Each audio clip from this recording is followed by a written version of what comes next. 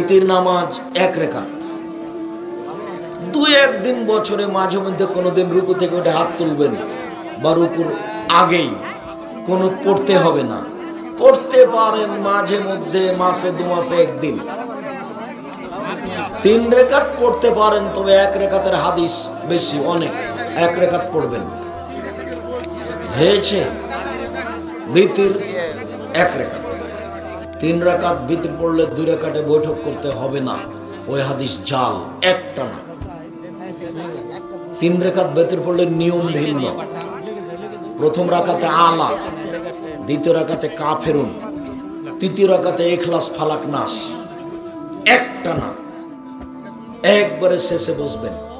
তিন রাকাত বিতির পড়তে পারেন, এক রাকাতের হাদিস বেশি, কুনুত পড়বেন মাঝে মধ্যে, এক রাকাতে কোনো সূরা নির্ধারিত নেই। হুজুর, আমার একটা প্রশ্ন ছিল, না মুখের উপরে তো কথা বলা নাই হুজুর, আমি দূর থেকে আসছি। কবরের উপর মসজিদ নির্মাণ করে সেখানে কি নামাজ পড়া জায়েজ আছে কিনা? এই কথাটা একটা গুরুত্বপূর্ণ। কবর যেখানে আছে সেই মসজিদে নামাজ হবে না, কবরের উপরে তো বহুদূর কথা। আল্লাহ নবী বলছেন কবরের উপরে নামাজ পড়ো না, কবরের পাশে নামাজ পড়ো না।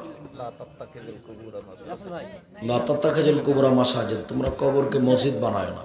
ওয়ালা তুসাল্লু আলাইহা ওয়া আলাইহি ওয়া ইলাইহি, তোমরা কবরের উপরে সালাত আদায় করো না, কবরের দিকে মুখ করে সালাত আদায় করো না। আর বাজ্জার হাদিস গ্রন্থে আছে কবরের পাশে সালাত আদায় করো না। আসসালামু আলাইকুম হুজুর, আপনি বলেছেন ভাগে কুরবানি হবে না, আজও বলছি 7 জন আর 7 পরিবার এক নয়।